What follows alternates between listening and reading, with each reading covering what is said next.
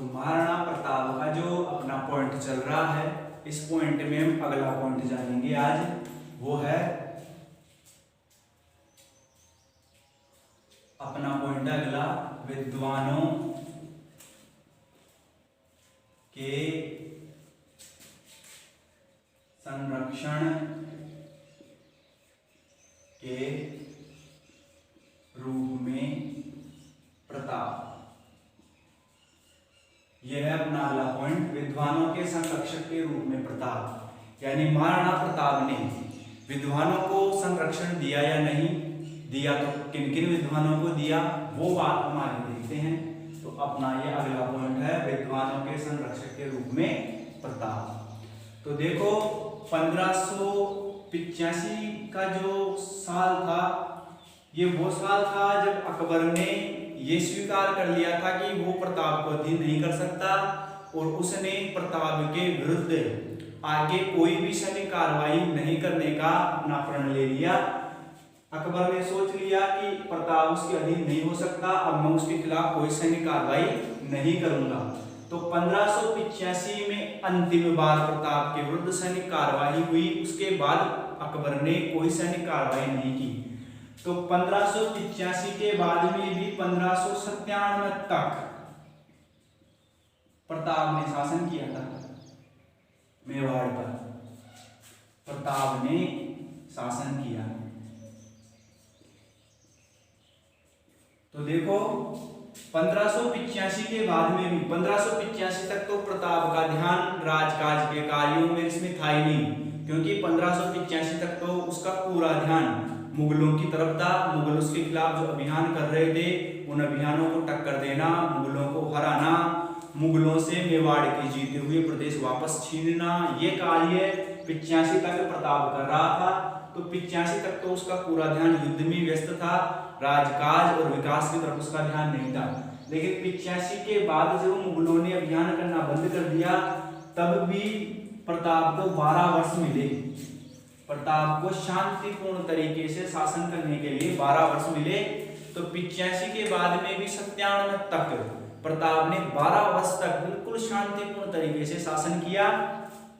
85 के बाद में मेवाड़ के लगभग सारे क्षेत्रों पर प्रताप ने वापस से अधिकार कर लिया था। तो मेवाड़ के एक तो आप चित्तौड़गढ़ को छोड़ दो, चित्तौड़गढ़, और एक आप मांडलगढ़ को छोड़ दो, मांडलगढ़।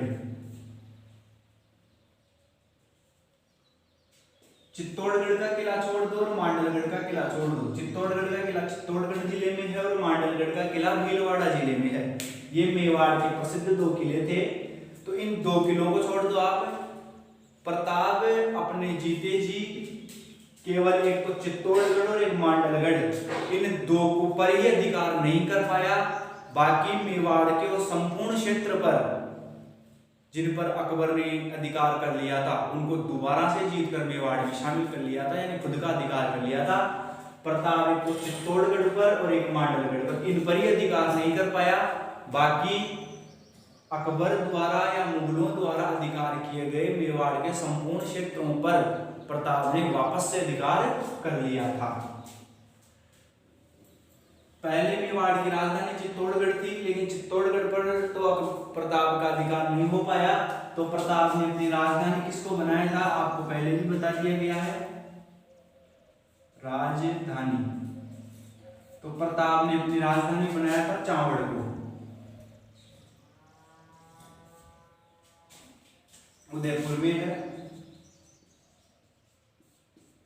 तो प्रताप ने अपनी राजधानी चावड़ को बनाया और चावड़ से ही प्रताप अपना राजकाज चलाता था।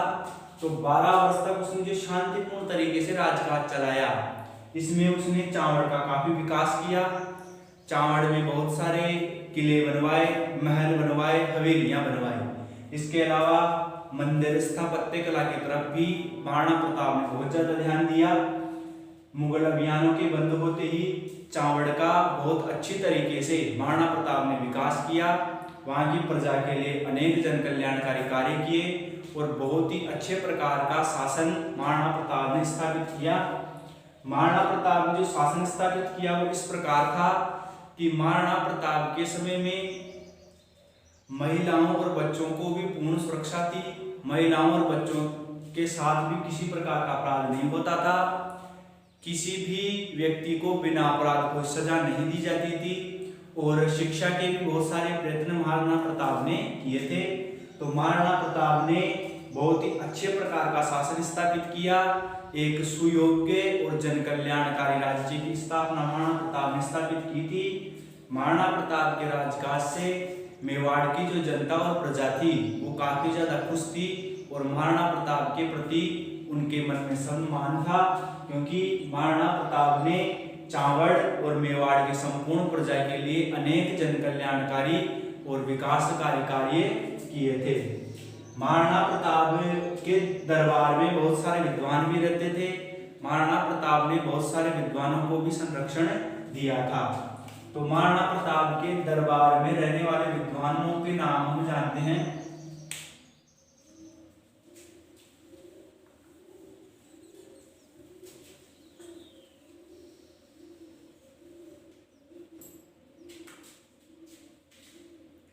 तो महाराणा प्रताप के दरबार में रहने वाले जो विद्वान थे उनमें पहला नाम आता है चक्रपाणि मिश्र। महाराणा प्रताप के दरबार में रहने वाले प्रसिद्ध जो विद्वान थे उन विद्वानों को हम जानते हैं। तो एक नाम आता है चक्रपाणि मिश्र का। चक्रपाणि मिश्र कौन थे? संस्कृत भाषा के, संस्कृत के महान विद्वान थे। संस्कृत के महान विद्वान थे और इन्होंने 3 ग्रंथ लिखे थे। चक्रपाणि मिश्र ने 3 ग्रंथ लिखे थे, जिनमें एक था राज्याभिषेक पद्धति, दूसरा था मुहूर्त माला और तीसरा था विश्व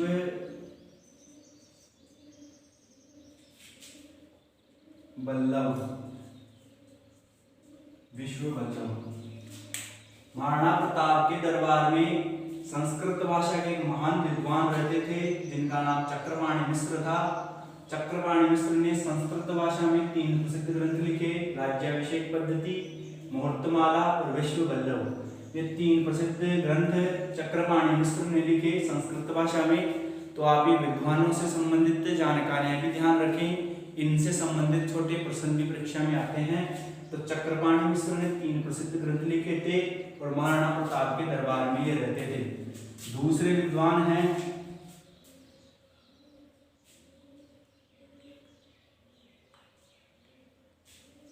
हेमचंद सूरी।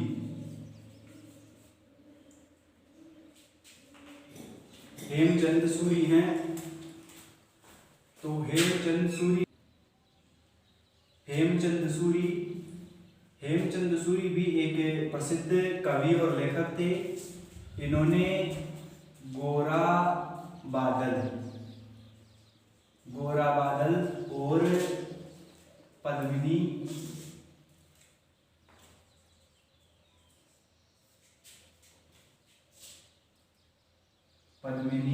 चौपाई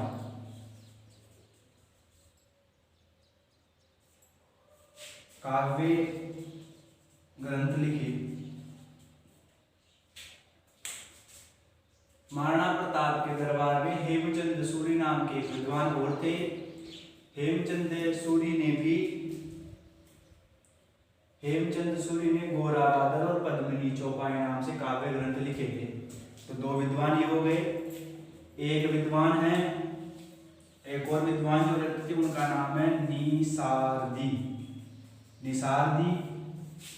इनका दूसरा नाम नासिरुद्दीन भी था।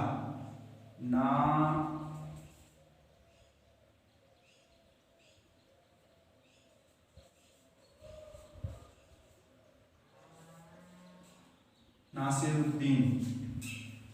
महाराणा प्रताप के दरबार में निसारदी नाम के विद्वान और थे जिनको नासिरुद्दीन भी कहते थे। एक प्रसिद्ध चित्रकार थे। चित्रकार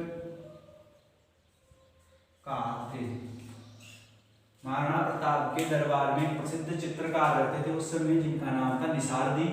तो प्रश्न पूछा जाए महाराणा प्रताप के समय के प्रसिद्ध चित्रकार का नाम, तो निसारदी नासिरुद्दीन, जो महाराणा प्रताप के दरबार में रहते थे और प्रसिद्ध चित्र बनाने के लिए विख्यात थे। अन्य विद्वानों में हम देखते हैं चौथे विद्वान जो महाराणा प्रताप के दरबार में रहते थे, एक का नाम था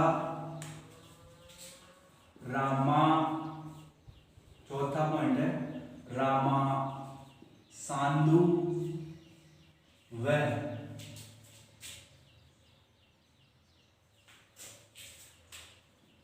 माला सांदू, माला सांदू। प्रताप के दरबार में रामा सांदू और माला सांदू नाम के चारण कवि रहते थे। चारण कवि, चारण एक जाति है, तो चारण जाति में जो कवि होते थे उनको चारण कवि कहते थे। चारण कवि राजा महाराजाओं के जीवन से संबंधित काव्यों की रचना करते थे।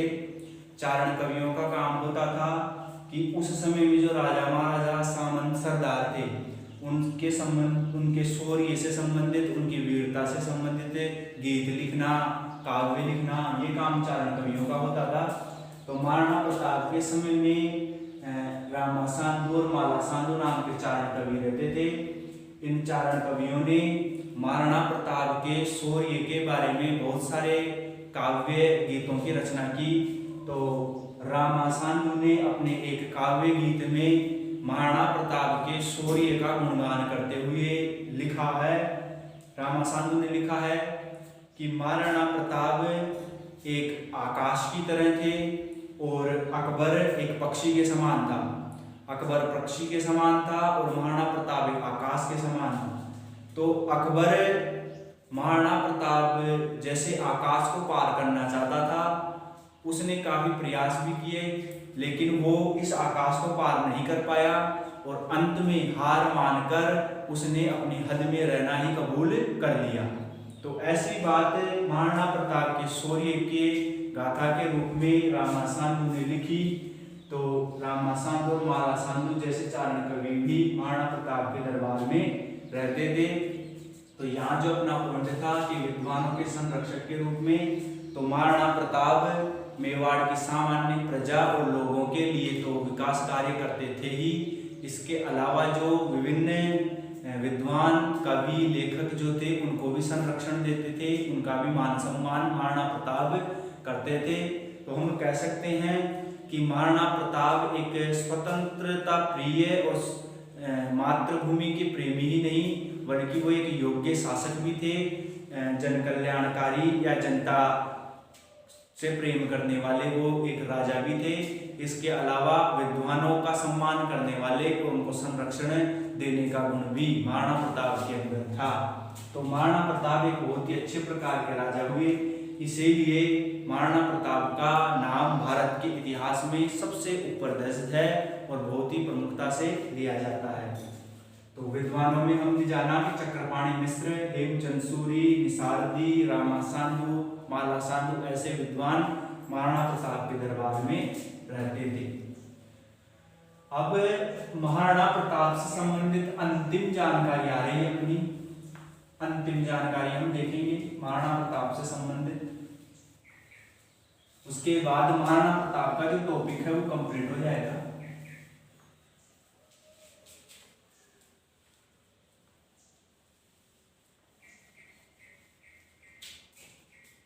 अंतिम पॉइंट है अपना महाराणा प्रताप की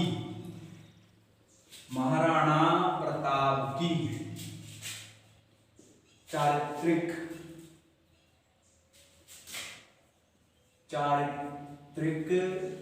विशेषताएं।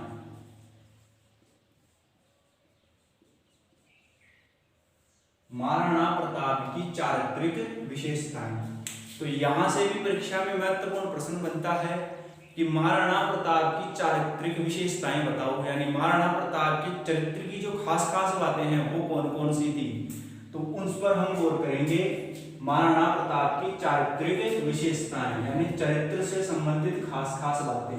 तो महाराणा प्रताप का चरित्र कैसा था, उनकी प्रमुख प्रमुख खास खास बातें क्या थी, वो एक बार हम गौर से देख लेते हैं। तो यहाँ पॉइंटों के जरिए इसको जानेंगे, तो आप प्रयास करें। तो महाराणा प्रताप की चारित्रिक विशेषताओं में पहली विशेषता हमारे सामने आती है, वो है निहत्थे। निहत्थे पर वार नहीं करना। महाराणा प्रताप की जो प्रमुख चारित्रिक विशेषताएं हैं, उनमें पहली चारित्रिक विशेषता है, पहली खास बात महाराणा प्रताप की वो ये है कि महाराणा प्रताप कभी भी निहत्थे व्यक्ति पर, चाहे वो शत्रु हो चाहे कोई भी हो, किसी भी निहत्थे व्यक्ति पर कभी भी वार नहीं करते थे। चाहे सामने उसका प्रबल शत्रु युद्ध मैदान में उसके सामने क्यों ना खड़ा हो, फिर भी महाराणा प्रताप की एक खास बात थी कि वो कभी भी निहत्थे व्यक्ति पर वार नहीं करते थे। मेवाड़ का शासक बनते ही महाराणा प्रताप ने कसम खा ली थी कि मैं कभी भी किसी भी निहत्थे व्यक्ति पर वार नहीं करूंगा। महाराणा प्रताप अपने साथ 2 तलवारें रखते थे। एक तलवार तो वो खुद के लिए रखते थे और दूसरी तलवार वो उन्हीं व्यक्तियों के लिए रखते थे जो कभी युद्ध भूमि में निहत्थे हो जाएं। महाराणा प्रताप से कोई लड़ रहा है और वो लड़ते लड़ते निहत्था हो जाए, तो वो जो दूसरी तलवार वो उसके लिए रखते थे कि उसको दे सके और फिर उसको मार सके, क्योंकि निहत्थे पर वार करने की तो कसम उन्होंने खाई ली थी। तो इसलिए वो 2 तलवार रखते थे कि कोई भी निहत्था उनके सामने हो तो उसको पहले तलवार दें, फिर उससे लड़े और फिर उसको मारे। तो ये महाराणा प्रताप की बहुत ही बड़ी खास बात थी, इनकी चारित्रिक विशेषता। दूसरी चारित्रिक विशेषता हम जानेंगे, वो है स्वतंत्रता प्रेमी। स्वतंत्रता प्रेमी, इसके बारे में आप पहले भी जान चुके हो और महाराणा प्रताप के बारे में जितनी भी जानकारी आपने जानी उसमें यही बात आपके सामने आई है कि महाराणा प्रताप अपनी मातृभूमि या अपनी जो धरती थी, अपना जो राज्य था, उसे बहुत प्रेम करता था। उसकी स्वतंत्रता के लिए वो सब कुछ सहन कर सकता था, लेकिन अपनी मातृभूमि की स्वाधीनता को भंग नहीं देख सकता था। तो ये महाराणा प्रताप की बहुत बड़ी खास बात थी कि वो स्वतंत्रता प्रेमी था। किसी भी स्थिति में वो किसी के अधीन नहीं होना चाहता था। अपनी मातृभूमि या अपनी धरती को वो कभी भी किसी के अधीन नहीं होने देना चाहता था। इसी खास बात की वजह से अकबर जैसे शक्तिशाली राजा के सामने भी महाराणा प्रताप कभी नहीं झुका। अपना सर किसी के सामने महाराणा प्रताप ने नहीं झुकाया। चाहे समस्याएं सहन कर ली, कठिनाइयां सहन कर ली, दुख पा लिए, लेकिन अपनी स्वतंत्रता और अपनी मातृभूमि के प्रति जो प्रेम था उसको कभी कम नहीं होने दिया। तो ये भी महाराणा प्रताप की एक प्रमुख चारित्रिक विशेषता है। तीसरी चारित्रिक विशेषता सामने आती है धर्म रक्षक। और धर्म रक्षक व राज चिन्ह का सम्मान करना। महाराणा प्रताप की जो अन्य चारित्रिक विशेषता है वो ये है धर्म रक्षक व राज चिन्ह का सम्मान करना। महाराणा प्रताप धर्म रक्षक थे, यानी हिंदू धर्म के वो थे। अपने धर्म को कभी भी उन्होंने त्यागा नहीं, अपने धर्म की रक्षा के लिए वो हमेशा लड़ते थे। तो वो एक धर्म रक्षक राजा भी थे। और मेवाड़ का जो राज चिन्ह था, उस राज चिन्ह का भी वो हमेशा सम्मान करते थे। अपनी धरती के राज चिन्ह को वो कभी भी किसी के नीचे नहीं देख सकते थे। तो अपने राज्य चिन्ह का पूरा सम्मान करना और अपने धर्म के लिए सब कुछ कुर्बान कर देना, ऐसे गुण भी महाराणा प्रताप में बहुत ज्यादा थे। अगला जो उनकी चारित्रिक विशेषता थी वो थी नारीशील।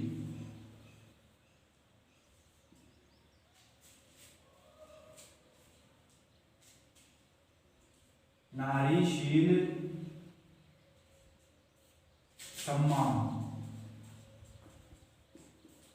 महाराणा प्रताप की जो अन्य चारित्रिक विशेषता थी वो थी नारीशील सम्मान, यानी महिलाओं के प्रति उनका जो व्यवहार था वो बहुत ही शील था।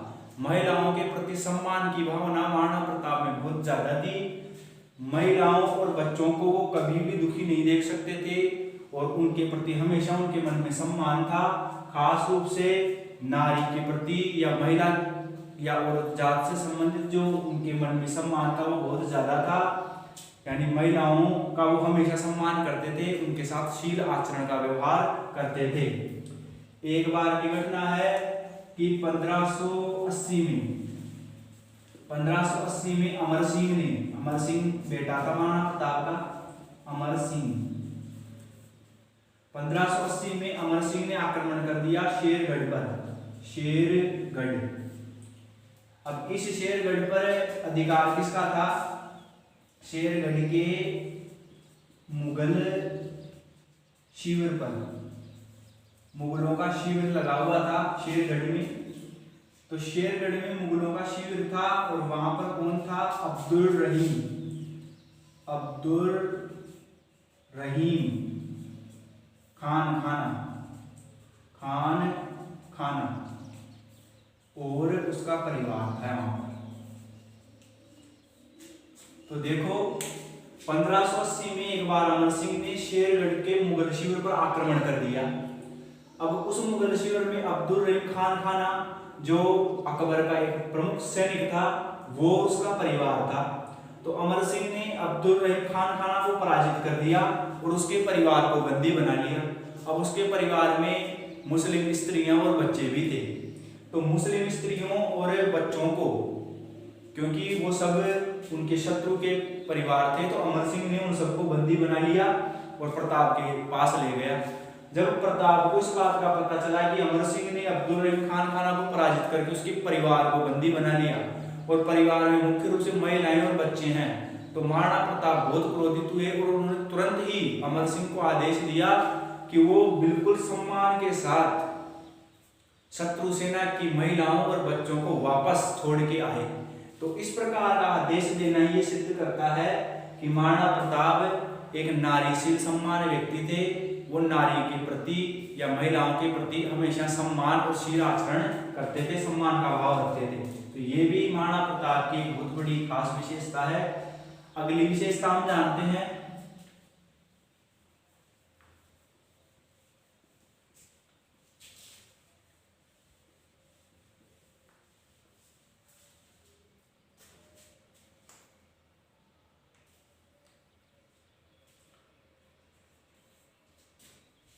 प्रेरणा पुरुष। महाराणा प्रताप एक बहुत बड़े प्रेरणा पुरुष भी बने।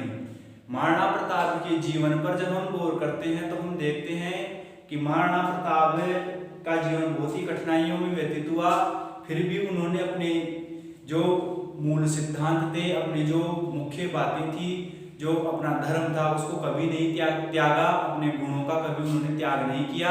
चाहे उन्होंने दुख पा लिए, लेकिन कभी भी गलत प्रकार का व्यवहार और गलत प्रकार की चीजें उन्होंने कभी भी स्वीकार नहीं की। अपने स्वार्थ और अपने फायदे के लिए कभी भी अपने धर्म का त्याग महाराणा प्रताप ने नहीं किया था। तो उनके जीवन से बहुत ज्यादा प्रेरणा मिलती है। महाराणा प्रताप खुद एक बहुत बड़े प्रेरणा पुरुष हैं। महाराणा प्रताप से सीख लेकर आगे के राजस्थान में जो राजा हुए उनके अंदर भी ऐसी भावनाएं जागी जो महाराणा प्रताप के अंदर थी। स्वयं शिवाजी भी आगे जाकर मराठाओं में एक प्रसिद्ध राजा हुए शिवाजी खुद भी महाराणा प्रताप के जीवन से प्रेरित थे और महाराणा प्रताप को अपना प्रेरणा पुरुष मानते थे। इसके अलावा अंग्रेजों का समय आया। अंग्रेजों के समय भारत के बहुत सारे लोगों ने अंग्रेजों के खिलाफ लड़ाइयां लड़ी स्वतंत्रता के लिए। तो अंग्रेजों के खिलाफ स्वतंत्रता के लिए जो लड़ाइयां लड़ी गई क्रांतिकारियों द्वारा, तो उन क्रांतिकारियों के लिए भी महाराणा प्रताप एक बहुत बड़े प्रेरणा पुरुष थे। तो शिवाजी जैसे राजा, स्वतंत्रता प्रेमी जो क्रांतिकारी थे, ऐसे लोगों के लिए भी महाराणा प्रताप एक प्रेरणा पुरुष बनकर उभरे, क्योंकि उनका जीवन पूरा प्रेरणा से भरा हुआ जीवन है। छठी विशेषता थी उनकी सहयोग का विलक्षण गुण। महाराणा प्रताप के अंदर सहयोग का विलक्षण गुण था। वो कभी भी अपने सहायता में आए हुए व्यक्ति का हमेशा से ही सम्मान करते थे, उसका सहयोग करते थे। चाहे से एक बार तो शत्रु पक्ष का भी कोई व्यक्ति महाराणा प्रताप के पास सहायता के लिए आए तो वो उसकी सहायता हमेशा से किया करते थे। यानी सहयोग करने का विलक्षण गुण उनके अंदर था। वो हमेशा दूसरे लोगों और कमजोर लोगों या मदद प्राप्त लोगों की हमेशा सहायता करते थे, उनका सहयोग करते थे। इसी गुण से प्रभावित होकर बहुत सारे व्यक्ति महाराणा प्रताप के सहयोग के लिए आने लग गए थे। जब महाराणा प्रताप की स्थिति ठीक थी या जब भी उनको सही लगता वो हमेशा लोगों की मदद करते थे, हमेशा लोगों का सहयोग करते थे। ये काम स्वयं महाराणा प्रताप करते थे। तो इसी गुण से प्रभावित होकर भामा शाह जैसे व्यक्ति ने अपनी संपूर्ण संपत्ति महाराणा प्रताप को दान कर दी। भामा शाह ने जब महाराणा प्रताप कठिन समय से गुजरे तो भामा शाह ने ये बात जानी कि एक ऐसा पुरुष जो कभी दूसरे का सहयोग करता था वो आज कठिन स्थिति में है, जिसके खुद के अंदर सहयोग का विलक्षण गुण था। तो उस सहयोग के विलक्षण गुण से प्रभावित होकर ही भामा शाह ने अपनी संपूर्ण संपत्ति महाराणा प्रताप को एक समय में दान कर दी थी। तो ये गुण भी महाराणा प्रताप में बहुत ज्यादा था। तो ये 6 पॉइंट हैं जिनको आप ध्यान रखें, जो महाराणा प्रताप की प्रमुख चारित्रिक विशेषताएं हैं। तो चारित्रिक विशेषताओं में आप